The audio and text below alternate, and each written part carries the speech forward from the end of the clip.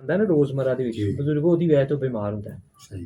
ਜਿਸ ਤਰ੍ਹਾਂ ਮਿਸਾਲ ਤੁਹਾਡੀ ਆਲੂ ਚੰਗਾ ਨਹੀਂ ਹੈ, ਬਾਦੀ ਚੀਜ਼ ਆਲੂ ਮਟਰ ਗੋਭੀ ਕੋਈ ਵੀ ਚੰਗੀ ਨਹੀਂ ਹੈ।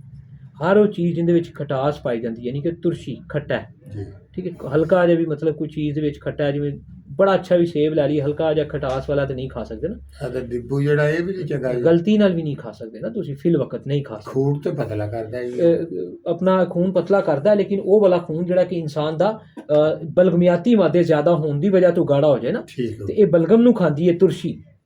ਦਿਮਾਗ ਵਾਲਾ ਮਿਜ਼ਾਜ ਹੋਵੇ ਇਨਸਾਨ ਦਾ ਨਾ, ਉਹ ਸੂਰਜ ਇਹ ਕੋਈ ਫਾਇਦਾ ਕਰ ਸਕਦਾ ਹੈ। ਲੇਕਿਨ ਪਹਿਲੇ ਹੀ ਤੁਰਸ਼ੀ ਵਾਲਾ, ਨੰਬਰ 2 ਖੁਸ਼ਕੀ ਵਾਲਾ, ਸਰਦੀ ਵਾਲਾ ਮਿਜ਼ਾਜ ਹੈ, ਤੇ ਉੱਤੋਂ ਫਿਰ ਲੈਮਨ ਖਾਵਾਂਗੇ ਤੇ ਲੈਮਨ ਠੰਡਾ ਵੀ ਹੁੰਦਾ ਹੈ ਤੁਰਸ਼ ਹੋਣ ਦੇ ਨਾਲ ਬਹੁਤ ਨਾ, ਤੇ ਜਿਹੜੀ ਠੰਡਕ ਦੇਗਾ ਉਹਦੇ ਨਾਲ ਜਿਸਮ ਦੀ ਸਰਦੀ ਵਧੇਗੀ। ਔਰ ਸਭ ਤੋਂ ਸਿੰਪਲ ਗੱਲ ਸਮਝਣ ਵਾਲੀ ਕਿ ਲੈਮਨ 'ਚ ਖਟਾਸ ਹੈ ਨਾ, ਤੇ ਖੱਟੀ ਚੀਜ਼ ਮੂੰਹ 'ਚ ਪਾਈਏ ਤੇ ਮੂੰਹ ਇਕੱਠਾ ਹੋ ਜਾਂਦਾ ਇੰਝ ਕਰਕੇ।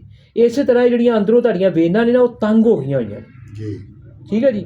ਅਸੀਂ ਉਹਨਾਂ ਵੇਨਾਂ ਨੂੰ ਨਰਮ ਕਰਨਾ ਹੈ, ਗਰਮੀ ਦੇ ਕੇ ਉਹਨਾਂ ਦਾ ਸਾਈਜ਼ ਖੁੱਲੇ ਤੇ ਖੂਨ ਦਾ ਪ੍ਰੈਸ਼ਰ ਥੱਲੇ ਰਹੇ ਤਾਂ ਕਿ ਉਹ ਦਿਮਾਗ ਨੂੰ ਨਾ ਚੜੇ ਜੀ। ਵੇਖਣਾ ਜੀ, ਹੁਣ ਇਹ ਬੋਤਲ ਹੈ ਨਾ, ਮਿਸਾਲ ਹੈ, ਇਹਦੀ ਮਿਸਾਲ ਲੈ ਲੈਂਦੇ ਹਾਂ, ਠੀਕ ਹੈ ਜੀ। ਇਹਨੂੰ ਅਸੀਂ ਨੱਪਿਆ ਪਾਣੀ, ਇੱਕ ਮਿੰਟ ਦਾ ਉੱਤੋਂ ਢੱਕਣ ਖੋਲ ਲਈਏ ਨਾ, ਇਹੀ ਹਿਸਾਬ ਹੈ। ਹੁਣ ਜਿਵੇਂ ਉੱਤੋਂ ਬੰਦ ਹੈ ਥੱਲੋਂ ਵੀ ਬੰਦ ਹੈ, ਯਾਨੀ ਕਿ ਨਾ ਇਨਸਾਨ ਨੂੰ ਮੋਸ਼ਨ ਆ ਰਿਹਾ, ਉੱਤੋਂ ਵੀ ਕੋਈ ਹੀਟ ਨਹੀਂ ਨਿਕਲਣੀ, ਰਸਤਾ ਹੀ ਕੋਈ ਨਹੀਂ, ਕਿਉਂਕਿ ਰਸਤੇ ਹੀ ਸਾਰੇ ਕੁਦਰਤੀ ਨਿਜ਼ਾਮ ਹੈ ਨੀਚੇ ਵਾਲੀ ਸਾਈਡ ਦੇ ਨੇ। ਹੁਣ ਜਦੋਂ ਇਹਦਾ ਬੰਦ ਹੈ, ਹੁਣ ਇਹਨੇ ਉੱਪਰ ਨਹੀਂ ਜਾਣਾ, ਜਿੱਥੇ ਰੁਕਿਆ ਇਹਦਾ ਪ੍ਰੈਸ਼ਰ ਇੱਥੇ ਹੀ ਰਹਿਣਾ।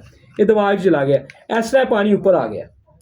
ਇਹ ਹੁਣ ਵੇਨਾਂ ਇੰਝ ਤੁਹਾਡੀਆਂ ਸੁੱਕੜ ਕੇ ਤੰਗ ਹੋਈਆਂ, ਹੁਣ ਇੱਥੋਂ ਥੱਲੇ ਜਾ ਹੀ ਨਹੀਂ ਰਿਹਾ ਖੂਨ, ਲਿਹਾਜ਼ਾ BP ਹਰ ਟਾਈਮ ਵਧਿਆ ਹੀ ਰਹਿਣਾ ਜੀ। ਜਿੰਨੀ ਵੀ ਕੋਸ਼ਿਸ਼ ਕਰ ਲਈਏ BP ਨੇ ਹੁਣ ਥੱਲੇ ਨਹੀਂ ਆਉਣਾ, ਜਿੰਨੀ ਦੇਰ ਤੱਕ ਕਿ ਅਸੀਂ ਇਹਨੂੰ ਦੁਬਾਰਾ ਖੋਲ ਕੇ ਨਰਮ ਨਹੀਂ ਕਰਨਾ। ਫਿਰ ਪਾਣੀ, ਇਹ ਤੁਹਾਡਾ ਸਭ ਤੋਂ ਵੱਡਾ ਤੇ ਜ਼ਰੂਰੀ ਇਲਾਜ ਹੋਣਾ। ਤੇ ਇਹ ਸਾਰੀਆਂ ਮਰਜ਼ਾਂ ਤੁਹਾਡੀਆਂ ਖੁਸ਼ਕੀ ਸਰਦੀ ਅਸੀਂ ਜਦੋਂ ਬਾਹਰ ਕੱਢਾਂਗੇ, ਯਾਨੀ ਕਿ ਸੁਦਾ ਬਾਹਰ ਕੱਢਾਂਗੇ, ਸਫਰਾ ਪੈਦਾ ਕਰਕੇ ਪਿਸ਼ਾਬ ਵੀ ਸਾਫ਼ ਹੋਏਗਾ, ਲੇਕਿਨ ਪਿਸ਼ਾਬ ਖੁੱਲ ਕੇ 2 4 5 ਵਾਰੀ ਆਏਗਾ। ਹੁਣ ਸ਼ੂਗਰ ਦੀ ਵਜ੍ਹਾ ਤੋਂ ਆਏ ਤੇ ਬਾਅਦ ਕਰ ਫਿਰ ਚਿੱਟੇ ਰੰਗ ਦਾ ਹੁੰਦਾ ਹੈ ਨਾ, ਉਹਦਾ ਫਾਇਦਾ ਕੋਈ ਨਹੀਂ ਦਾ। ਖੱਟਾ ਦਿਨ 'ਚ ਯੂਰਨ ਕਿੰਨੀ ਵਾਰੀ ਆ ਰਿਹਾ ਛੋਟਾ ਪਿਸ਼ਾਬ?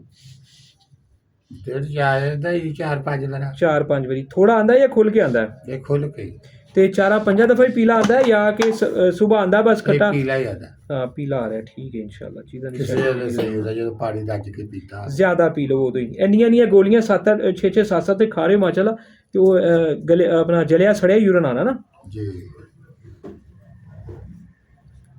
ਪਾਣੀ 4-5 ਗਲਾਸ ਤੇ ਜ਼ਰੂਰ ਪੀਣਾ, ਵਕਫੇ ਨਾਲ ਥੋੜਾ ਕਰਕੇ, ਇੱਕਦਮ ਨਹੀਂ। ਅੱਛਾ। ਤੇ ਇਸ ਤੋਂ ਘੱਟ ਵੀ ਨਹੀਂ ਪੀਣਾ, ਤੇ ਬਿਲਾ ਵਜ੍ਹਾ ਜ਼ਿਆਦਾ ਪੀਣ ਦੀ ਵੀ ਲੋੜ ਨਹੀਂ। ਬੰਦਾ ਪਾਣੀ ਬਹੁਤਾ ਪੀ ਕੇ ਮੇਦਾ ਠੰਡਾ ਕਰਕੇ ਬੰਦਾ ਪਰੇਸ਼ਾਨ ਹੋ ਜਾਂਦਾ।